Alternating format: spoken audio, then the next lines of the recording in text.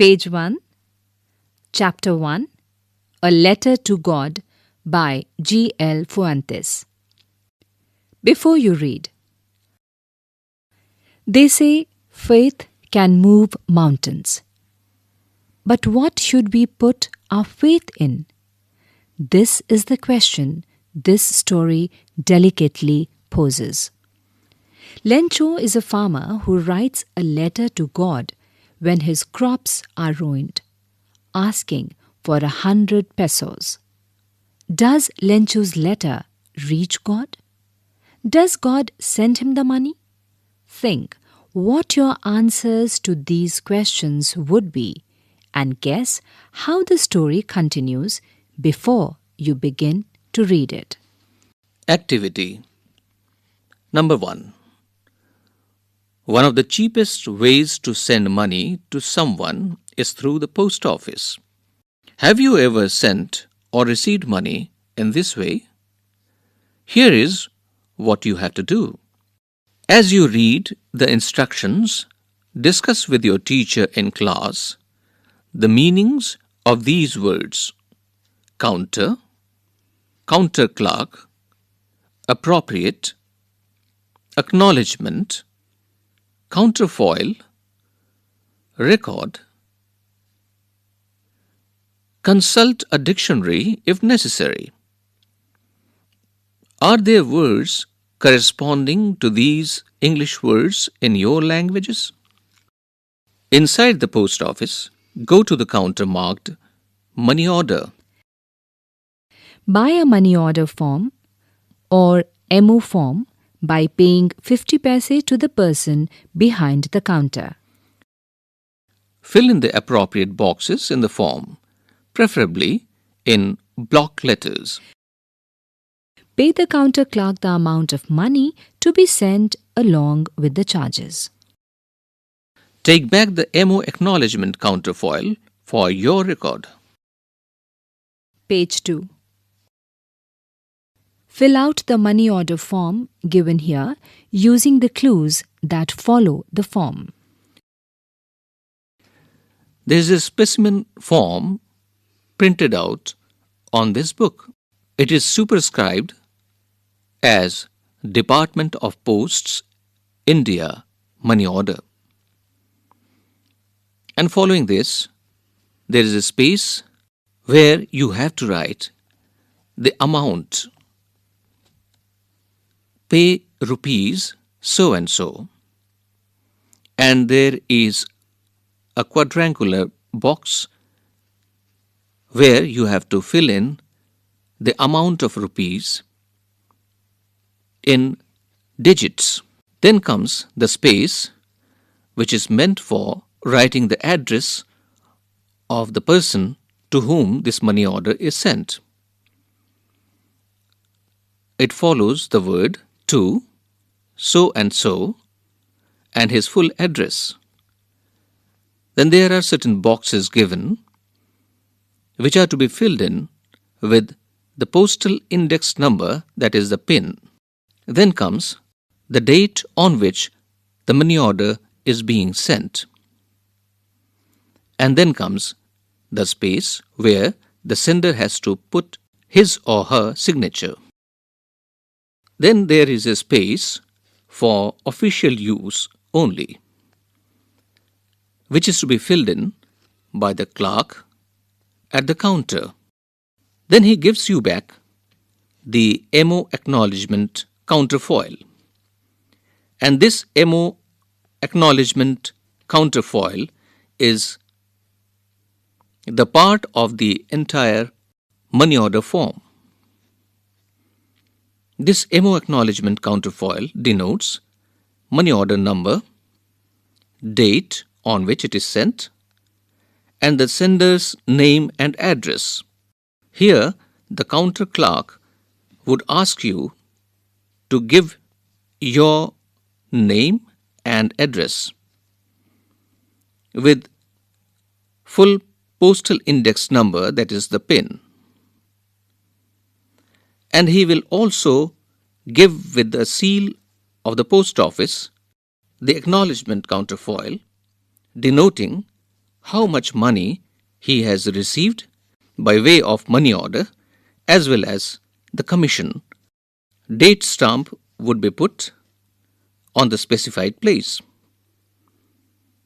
and the signature of the payee is to be put at the end.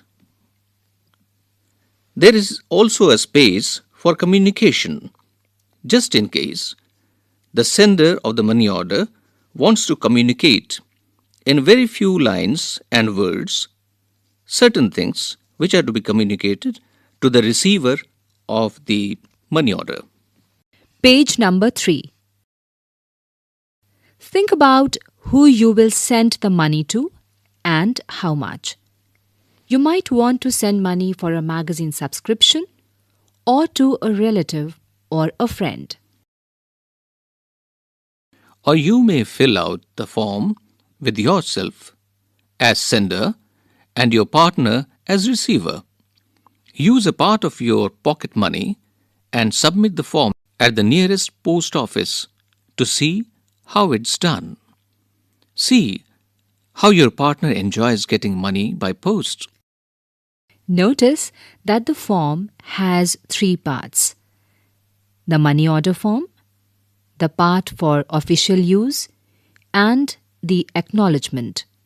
What would you write in the space for communication? Now complete the following statements. Number 1. In addition to the sender, the form has to be signed by the blank space. 2. The acknowledgement section of the form is sent back by the post office to the blank after the blank signs it. Number 3. The space for communication section is used for blank. 4. The form has 6 sections. The sender needs to fill out blank sections and the receiver blank. The house, the only one in the entire valley, sat on the crest of a low hill. Crest here means top of a hill. From this height, one could see the river and the field of ripe corn dotted with flowers that always promised a good harvest. The only thing the earth needed was a downpour or at least a shower.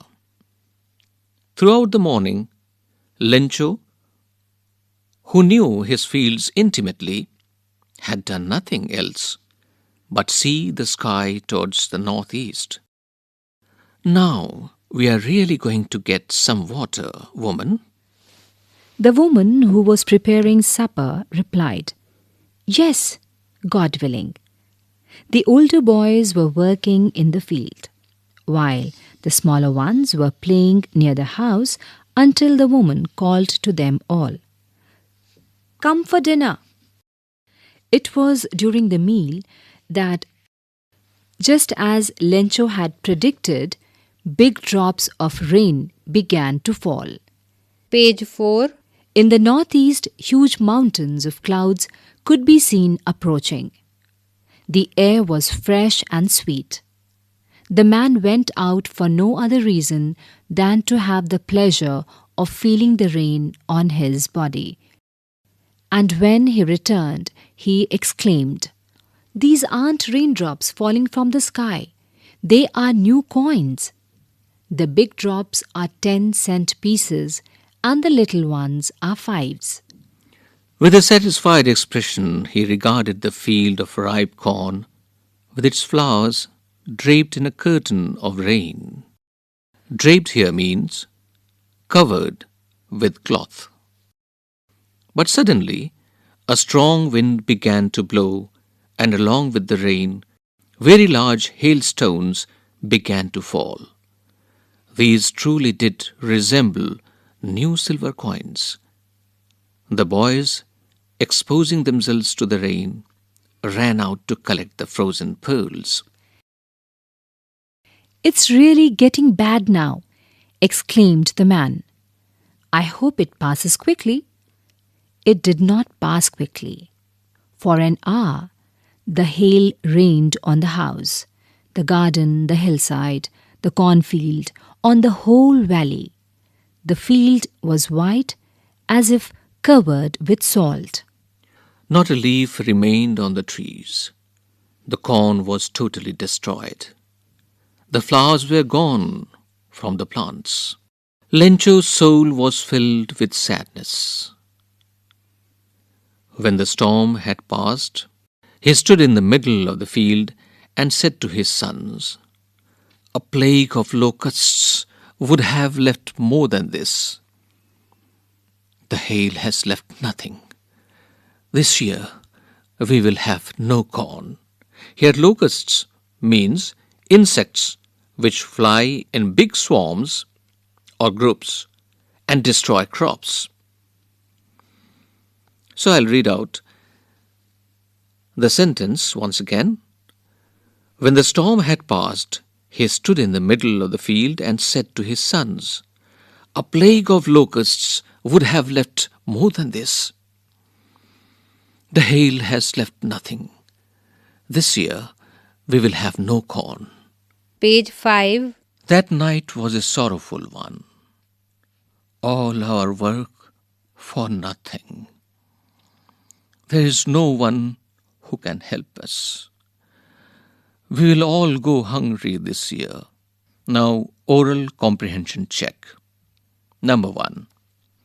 What did Lencho hope for? Number 2. Why did Lencho say the raindrops were like new coins? Number 3. How did the rain change?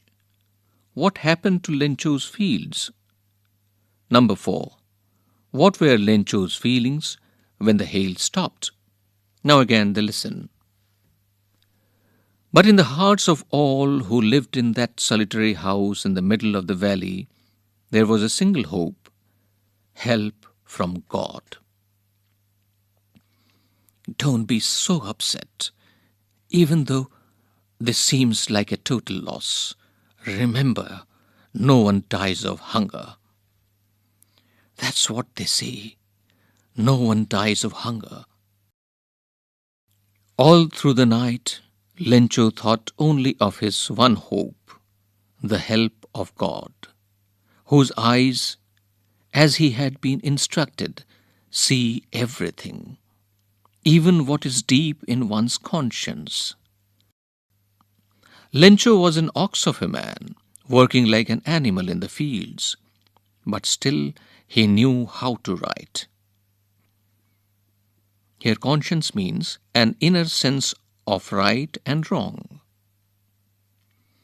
The following Sunday, at daybreak, he began to write a letter which he himself would carry to town and place in the mail. It was nothing less than a letter to God. God, he wrote, "If you don't help me, my family and I will go hungry this year. I need 100 pesos in order to sow my field again and to live until the crop comes, because the hailstorm."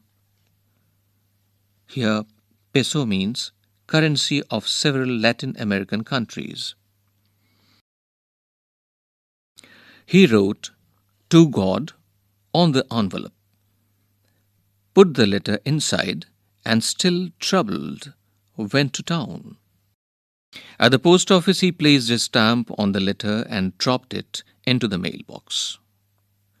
One of the employees, who was a postman and also helped at the post office, went to his boss, laughing heartily, and showed him the letter to God.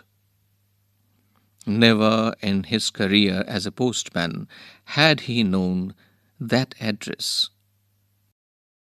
The postmaster, a fat, amiable here means friendly and pleasant.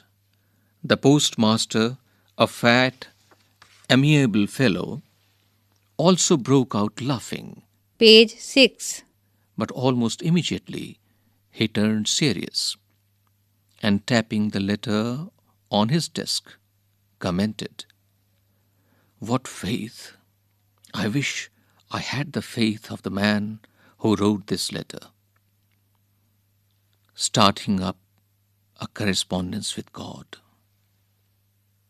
So, in order not to shake the writer's faith in God, the postmaster came up with an idea: answer the letter. But when he opened it, it was evident that to answer it, he needed something more than goodwill, ink, and paper. But he stuck to his resolution. He asked for money from his employees. He himself gave part of his salary, and several friends of his were obliged to give something for an act of charity.